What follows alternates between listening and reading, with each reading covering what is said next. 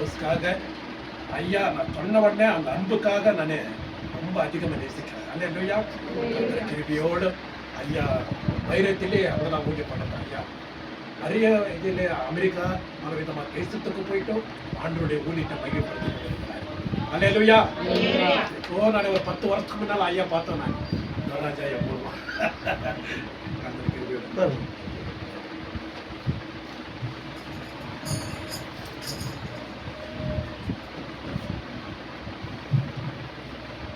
ஆண்டவராக இயேசு கிறிஸ்து நாமத்திலே வந்திருக்கிற எல்லா ஊழியக்காரர்கள் தேவத்தை ஸ்தோத்திரிக்கிறோம். விசேஷமாய் அழைத்து உற்சாகப்படுகிறதான பாஸ்டர் அவர்களுக்கு நாம் ரொம்ப நன்றி தெரிவித்துக்கிறோம். கர்த்தர் ஏற்படுத்தி கொடுக்கிறோம். அல்லேலூயா.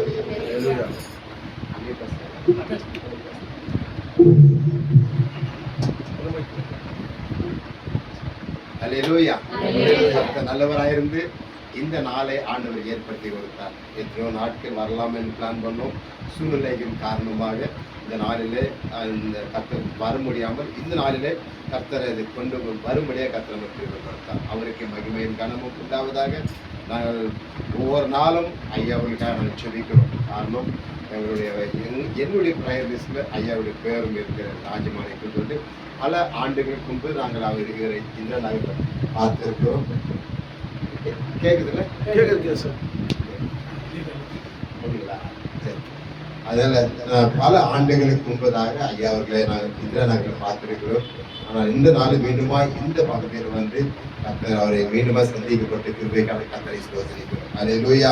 அவர் நல்லவர், அவர் கிருபை என்றும் உள்ளது. நாம் நிற்பதும் நிர்மூலமாகாமல் இருப்பது ஒரு சுற்ற கிருபை. சூழ்நிலைகள் மாறலாம், ஆனால் நாட்கள் மாறலாம்.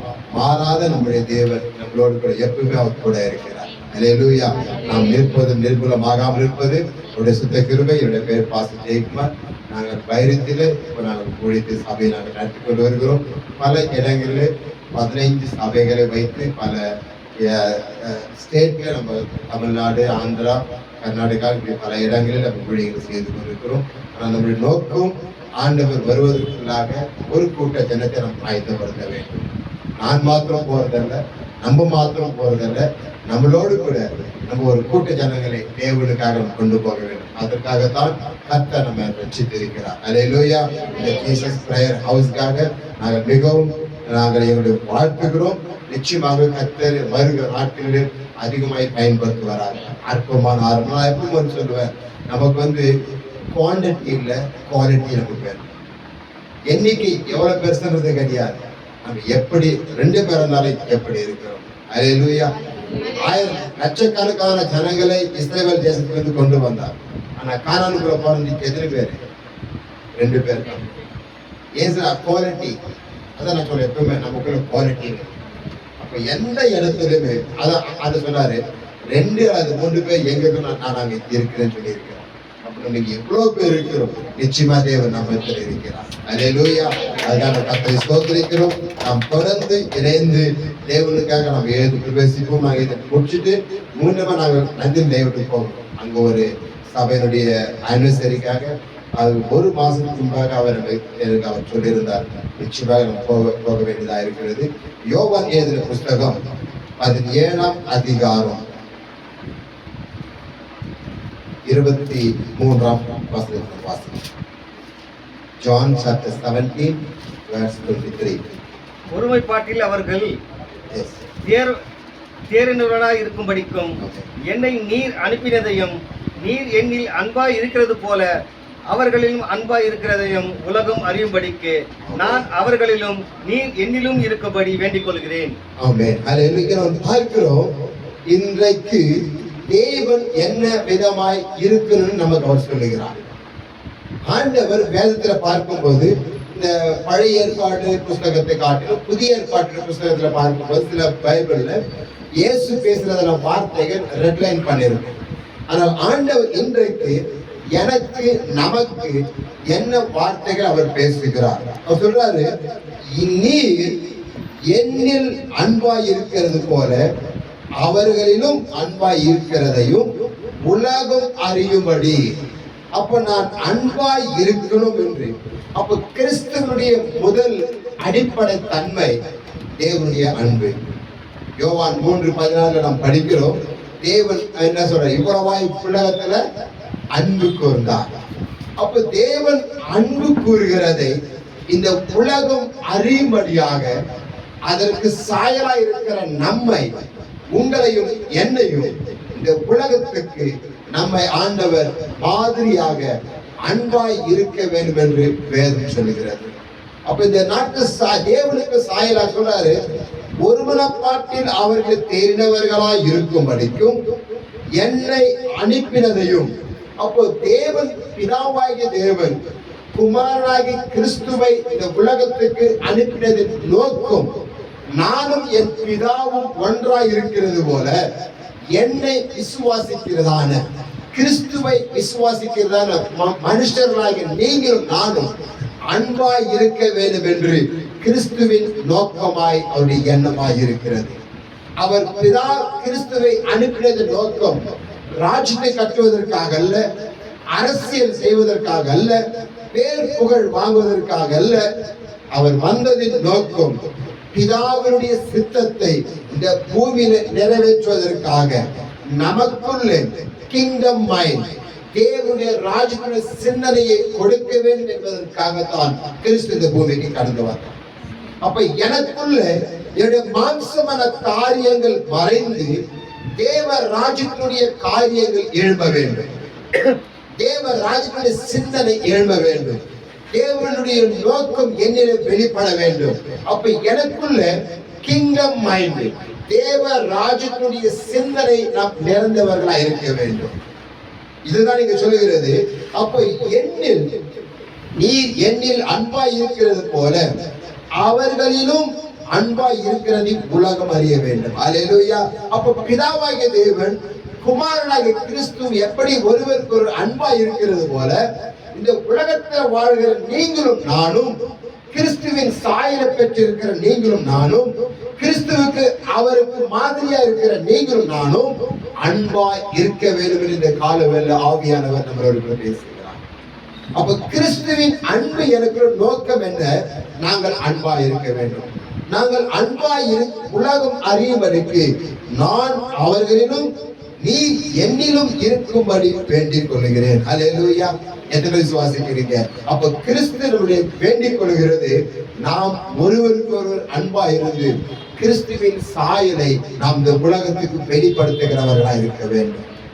நம்மளுக்கு எவ்வளவு பேர் பிரச்சனை இல்லை, சபை எங்க இருக்குதுன்னு பிரச்சனை இல்லை, நான் இருக்கிற இடத்துல நான் என்னவாய் இருக்கிறேன். இந்த சபையில கர்த்தர் நம்ம வைத்திருக்கிறார், உங்களை கர்த்தர் வைத்திருக்கிறார். நான் இந்த இடத்துல வந்து இந்த நாளில் பிரசங்கிக்க வேண்டும் என்று நான் தாயின் கருவில் உருவாக முன்னே அவர் பெயர் சொல்லி அழைத்து எனக்கு அவர் இந்த ஸ்கெடியூல் அவர் கொடுத்திருக்கிறார். இது தற்செயலை வந்தது கிடையாது. It's already God's purpose and plan to come and visit the church. நான் இந்த இடத்துல வந்து இந்த வார்த்தையை கொடுக்கணும் என்று தேவன் நியமிக்கப்பட்டிருக்கிறது. அப்போ அவருடைய சித்தத்தின் பிரகாரம் இந்த ஒவ்வொரு காரியமும் நடக்கிறது என்று நாங்கள் விசுவாசிக்கிறோம். நாம் வாழ்வதும் நாம் நிற்பதும் எல்லாமே அவருடைய சித்தம் தான், நம்முடைய காரியம் அல்ல. நம்முடைய சில நேரங்களில் நம்முடைய திட்டங்கள் ஃபெயில் ஆயிடும். அப்ப நம்ம சில சோதனை, ஐயோ நான் நினைச்சது நடக்கலையே, ரொம்ப சோதரும் இல்லையா? அப்ப ஆண்டு சொல்றாரு, நீ நினைச்சது நடக்கலப்பா, நான் நினைச்சது நடந்து கொண்டிருக்கிறது. சில நம்ம தோல்வி பார்ப்போம், ஏன் எனக்கு ஜெயம் வரல? ஆண்டு சொல்லுவாரு, நீ இதுல ஜெயமா கொடுத்தா நீ என்ன மறந்துடுவேன், தோல்வியை கொடுத்தா நீ என்னை தேடி வருவேன். அப்போ ஒரு தகப்பனுக்கு தெரியும் ஒரு பிள்ளைக்கு நான் என்ன கொடுக்கணும் என்ன கொடுக்க கூடாது. அல்லேலூயா. அப்ப நம்ம ஆண்டவர் விசாரிக்கிறவராக இருக்கிறார், அவர் நம்ம தேர்த்துகிறார். அப்ப இந்த ஜீசஸ் பிரேயர் மினிஸ்ட்ரிக்கு, இந்த சர்ச்சுக்கு ஆண்டவர் என்ன கொடுக்கணும் அவர் தீர்மானித்தவராக இருக்கிறார். யாரை கொண்டு வரணும் யாரை கொண்டு வரக்கூடாது அவர் நன்றாய் அறிந்திருக்கிறார். நான் ஒவ்வொரு நாள் சொல்லி, ஆண்டவரே இந்த சபைகளுக்கு நீர் அனுமதிக்காத யாரும் ஒருத்தரும் வரக்கூடாது. ஏன்னா ரட்சிப்பு கர்த்தருடைய, அது யாரை ரட்சிக்கணும் யாரை ரட்சிக்க கூடாதுன்னு அவருக்கு தெரியும். சிலர் ஆண்டவர் இந்த உலகத்து காரியத்துக்கு ஒப்பு கொடுத்துறாரு, சிலர் ஒப்பு கொடுக்க மாட்டார். நம்ம எல்லாரும் ரட்சிக்கப்பட ஜெபிக்கிறோம், ஆனா எல்லாரும் ரட்சிக்கப்பட வேண்டும் என்பது தேவனுடைய சித்தமா இருக்கிறது. ஆனா அந்த ஆப்பர்ச்சுனிட்டி பயன்படுத்துறது கிடையாது. அப்ப ரட்சிப்பு யாருக்கு கொடுக்கிறாரோ இது தேவனால் கொடுக்கப்பட்டது, அவர்களுக்கு மாத்திரம்தான் அவர் கொடுக்கிறவர். அதே நம்ம அந்த 17ஆம் அதிகாரத்துல 16 வருஷம், எத்தனை வருஷம் நம்ப முடியுமா? ஒரு நாள் கூட நான் சபையில போய் சொல்ல மாட்டேன். நம்ம ரஞ்சித்தை கேட்கிற அப்படி தம்பி அவர் சாட்சி அண்ணனுடைய கேட்டேன். அவர் சொன்னார், ஒரே ஒன்று சொன்னார், என் வேலை இன்னும் வரல. என்ன ஆண்டவரே, 16 வருஷம் உங்க வேலை இன்னும் வரலையா? ஆண்டவர் 30 வருஷம் தன் செய்ய வேண்டிய கடமைகளை செய்தார். ஆனா 3 வருஷம் பிதாவின் சித்தத்தை செய்தார். அவர் வாழ்ந்தது 3 வருஷம், 33 வருஷம். 30 வருஷம் அவர் என்ன பண்ணாரு? இந்த உலகத்தின் காரியங்களை கற்றுக்கொண்டார். உலகத்தில் இருக்கிற ஜனங்களுடைய மென்டாலிட்டி தெரிந்து கொண்டார்.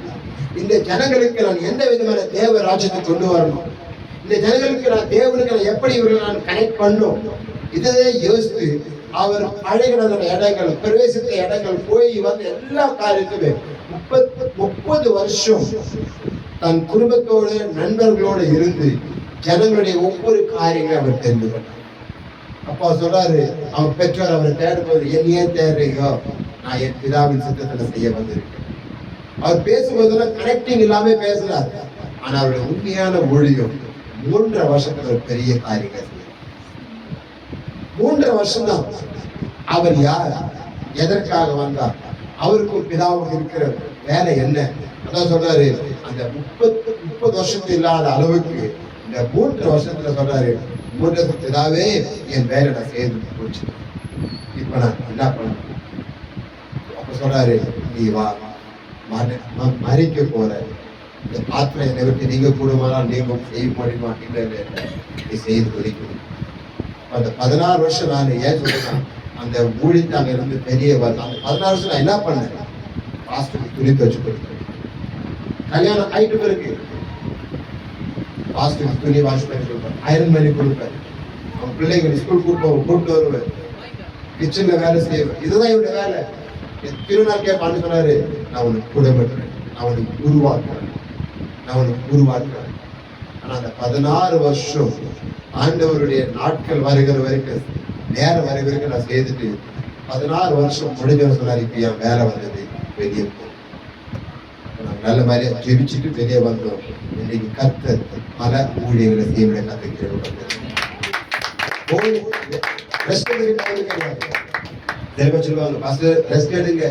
இது நேரம் எல்லாமே பல இடங்கள்ல, பல தேசங்கள்ல. ஏன் சொல்றேன்னா, அப்ப பிதாவே என் வேலை வந்தது, இப்ப என் வேலை உங்க வேலை வந்திருக்குது, நான் இப்ப செய்து கொண்டிருக்கிறேன். அப்ப அந்த பிதாவின் வேலை நேரம் வருவதற்கு முன்பதாக நம்மளை என்ன பண்றாரு, புறம்புறார், நம்மளை உருவாக்குறார், நம்மளை கொண்டு வர செயல் ஒவ்வொருடைய காரியங்களை கற்றுக் கொடுக்கிறார். அதுதான் சொல்கிறது. அது கீழே படிக்கிறோம். அவர் என்ன பண்றாராம், தன்னை அதாவது 2ஆம் வசனத்துல, நீர் அவருக்கு அதிகாரம் கொடுத்தபடியே உம்முடைய குமாரன் உம்மை மகிமைப்படுத்தும்படிக்கு நீர் உம்முடைய குமாரனை மகிமைப்படுத்தும். அல்லேலூயா. அப்ப தேவன் நமக்கு எப்படி அந்த ட்ரைனிங் பீரியட்ஸ்ல கற்றுக்கொள்ளுகிற காலத்துல நம்ம எவ்வளவாய் நம்ம கற்றுக்கொள்கிறோமோ. ஒரு பிள்ளைகளை என்ன பண்ண, நர்சரில இருந்து ஸ்கூல் சேர்க்கிறோம், அந்த பிள்ளை அழுது, ஐயோ ஸ்கூல் போகணுமா, கஷ்டமா இருக்குது. அப்படியே காலேஜுக்கு ஸ்கூலுக்கு வரும், 1வது 2வது 3வது, எவ்வளவு பிள்ளைகள் கஷ்டப்படுறாங்க. காலேஜுக்கு போறாங்க, அப்போ சில பிள்ளைகள், ஐயோ காலேஜ் போகணுமா, இல்லையாமா, எவ்வளவு கஷ்டம் இருக்குது, படிக்குது சொல்லிடுறாங்க, படின்னு. அந்த படிக்கிறது எனக்கு தான் என் கஷ்டம் தெரியும், உங்களுக்கு நீங்க பாரு சொல்றாங்க. உங்க காலத்து படிப்பாருலாம் கிடையாது இப்போ, இல்லையா? எவ்வளவு கஷ்டம் சொல்றோம், படிமானாக்கா ஏன்னா போவது, நீ படி பார்க்கலான்றான், நீ ஏது பார்க்கல எக்ஸாம். ஆனா அந்த கஷ்டப்பட்ட பிறகுதான் கை நிறைய சம்பளம் வாங்கும்போது நினைப்போம். நம்ம அதை நினைச்சு பாக்குறோமா? அப்ப அந்த கை நிறைய சம்பளம் வாங்கணுன்றதுக்காக தான் ஒவ்வொரு பெற்றோரும் தங்களை அர்ப்பணித்து பிள்ளைகளை நம்ம படிக்க. அதே போலதான் நமக்கு ரட்சிப்பை கொடுக்க வேண்டும் என்பது பிதாவுடைய சித்தமா இருக்கிறதால தன்னுடைய சொந்த குமாரனாகிய கிறிஸ்துவை இந்த பூமிக்கு அனுப்பி அவரை நமக்கு ஜீவ பலியாக ஒப்பு கொடுத்து நம்மை இன்னைக்கு நீங்களும் நானும் சந்தோஷமா சமாதானமாய் நிறைய ஒரு சந்தோஷத்தோட நிறைய எல்லாம் ஒரு குறைவு இல்லாம சம்பூர்ணமாய் நம்மை நடத்தி கொண்டு வருகிறார் என்று சொன்னால் அவர் நமக்கு ஜீவனை கொடுத்தபடினால அன்றைக்கு அவர் தன்னை ஜீவ பலியாக மாற்றிக்கொண்டார். அவர் பாவி அல்ல, பாவியாய் மாற்றிக்கொண்டார். ஏன்? தேவ ராஜ்யத்தைக்குள்ளே நம்ம கொண்டு போகணும் என்பதற்காக. உங்களையும் என்னையும் தேவ ராஜ்யமாய் உருவாக்க வேண்டும். என் குடும்பம் தேவ ராஜ்யமாய் மாற வேண்டும். நான் தேவ ராஜ்யமாய் மாற வேண்டும். எனக்குள்ள தேவ சிந்தனை கடந்து வர வேண்டும். என பார்க்கிற தேவ சாயலை பார்க்க வேண்டும் என்பதற்காகத்தான் தன்னை நம்மைக்காக ஒப்புக்கொடுத்தார். அதான் சொல்கிறது, இன்னைக்கு நமக்குள்ள அருமையான இன்னைக்கு அந்த கிறிஸ்துவை நம்ம ரட்சிப்பு நமக்குள்ள இருக்கிறதுனாலதான் நமக்கு எல்லாருக்கும் ஒரு கௌரவம் மரியாதை செலுத்துகிறவளா இருக்கு. ஒரு praise Lord sister, praise Lord மா, பிரைஸ் லார்ட் ஐயா, பிரைஸ் ஏன் இப்ப நான் உள்ள வந்து ஐயா உள்ள பரவேத்தாங்க. ஏன் இதே ஒரு குடிக்காரனாக பரவேற்பாங்களா? கிறிஸ்துவின் சாட்சி, கிறிஸ்துவின் ரட்சிப்பு நம்மளை ஒன்றாய் இணைக்கிறது. இன்னைக்கு நமக்குள்ள நல்ல ட்ரெஸ் போட்டு இருக்கிறோம், நல்ல ஒரு பேசுறோம். நான் ஆக்சுவலா பேச மாட்டேன், எனக்கு பிக்கவாய். எல்லாருக்கும் தெரியும் ஊர்ல நான் பிறந்தது சித்தூர் ஆந்திரா, வளர்ந்தது கர்நாடகா. ஆனா ஏன் எனக்கு பேச தெரியாது? கர்த்தர் நீ பேச வைப்பதற்கு காரணம் தேவ சாயல் நமக்குள்ள இருக்கிறதுனால. நம்ம ஏற்கிற பட்சத்து போல நீங்கள் அன்பாய் இருக்கிறது போல அவர்களும் அன்பாய் இருக்க. இந்த நாளில இந்த தேங்க்ஸ் கிவிங் சர்வீஸ்ல ஈவினிங்ல ஒரு நல்ல ஒரு பெரிய தேங்க்ஸ் பண்ண போயிடும். கர்த்தர் செய்த நன்மைகளை நினைத்து அதுக்கு விட ஒரே ஒன்று, அன்பாய் இருக்கிறது போல நீங்களும் அன்பாய் ஒருவருக்கும் அன்பாய் நடந்துக்கணும். எதுவுமே கிடையாது. நம்ம இந்த உலகத்தை நான் அடிக்கடியாக சபையில சொல்லுவேன், நம்ம எல்லாம் இந்த உலகத்துக்கு சொந்தக்காரங்கள, நம்ம தேவ ராஜ்யத்துக்கு சொந்தக்காரர்களாக காணப்படுகிறோம். நாம் அவருக்காக அழைக்கப்பட்டிருக்கிறோம். அவருக்காக ஓடும்படியாக, அவருக்காக நமக்கு நிற்கும்படியாக, அவருக்காகவே கர்த்தர் நமக்கு கொண்டு வந்திருக்கிறார். அல்லேலூயா. அதான் எனக்கு கொடுத்த இரண்டாவது வசனம் சொல்கிறது, எனக்கு கொடுத்த அதிகாரத்தை நான் இன்னைக்கு என்ன பண்றேன்? ஆண்டு நமக்கு பிதா குமாரனுக்கு கொடுத்த அதிகாரத்தை, அந்த குமார் கிறிஸ்துவின் குமாரனுடைய அதிகாரத்தை உங்களுக்கு எனக்கு அவர் கொடுத்திருக்கிறார். கிறிஸ்துவின் எத்தனை சொல்ல முடியும்? கிறிஸ்துவின் அதிகாரம் எனக்குள்ள இருக்கு. உங்களுக்குள்ள இருக்குதா? நீங்க நம்ம ஜோமனா நம்ம ஜெபத்து கேட்கிறாரா?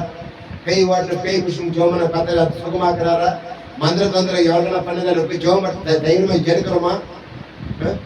எந்த வீட்டுல மந்திரமா எது இருந்தாலும் என்ன பண்ணாரு? போயிட்டு காரி துப்பி ஜோம் பண்ணி இந்த அதிகாரத்தை காட்டிலும், இந்த மந்திரத்துடைய அதிகாரத்தை காட்டிலும் கிறிஸ்துவின் அதிகாரம் பேசுன்னு சொல்றோமா? ஏன் சொல்றோம்? அவர் நமக்கு அதிகாரம் கொடுத்திருக்கிறார். அது உங்களுக்குள்ள எனக்குள்ள இருக்கிற அதிகாரம் மனுஷனுடைய அதிகாரம் அல்ல, அது தேவ பரலோக ராஜ்யத்துடைய அதிகாரமா இருக்கு. அதனாலதான் நம்ம வண்டியில போகும்போது எந்த வண்டி வாங்குவது இயேசுவின் ரத்தம் ஜெயம் சொல்றோம். நம்ம வாயில இருக்கிற அதிகாரத்துடைய வார்த்தை அதை அப்படியே நிற்க வைக்கிறது. நம்ம சாதாரணமானவர்கள் அல்ல, நீங்கள் நானும் சாதாரணமானவர்கள் அல்ல. நமக்கு பணம் கிடையாது, ஞானம் கிடையாது, ஆனா உலகத்தை படைத்த வல்லமுள்ள தேவன் நம்மளோடு கூட இருக்கிறார். அசாதாரண காரியங்கள் இருக்கிறார். இன்னைக்கு எல்லா அரசியல் தலைவருக்கும் தெரியும் கிறிஸ்துவ ஜோமான ஏதோ ஒண்ணு நடக்குதுன்னு சொல்லி எல்லாருக்குமே தெரியும். ஒரு கிறிஸ்துவ முட்டி போட்டு ஜோம் பண்ணா அதுல கர்த்தர் கேட்கிறாரு எல்லாருக்கும் தெரியும். அவ்வளவு இன்னைக்கு உலகத்துல ஒரு டேர்னிங் பாயிண்ட் நிறைய தேசத்துல வித்தியாசங்கள் நடந்து கொண்டிருக்கிறது. அதை செதிக்க கூடாம தான் பிசாசான் என்ன பண்றான்? உண்மையை பொய்யாய் மாற்றுவதற்காக பல பிரச்சனைகளை கொண்டு வருகிறான், பல போராட்டத்தை கொண்டு வருகிறான். நான் அவைகளை பார்த்து பயந்து போறது நீங்களும் நான் அல்ல, அது வேற ஆள். ஏன்னா நம்ம ராஜா சிங்கத்துக்கு பிறந்தவங்க நமக்கு ஒப்புரையாய் மாற மாட்டோம். நம்ம ஆண்டவர் ஒருவர் மட்டும்தான் யூத ராஜசிங்கமாய் முதல்ல பார்த்தோம். எனக்கு கொடுத்த அதிகாரம் தேவன் உங்களுக்கும் எனக்கும் சகல அதிகாரத்தை கர்த்தர் நமக்கு கொடுத்திருக்கிறார். சகல அதிகாரம் நமக்குள்ள இருக்கிறது. நான் சொன்ன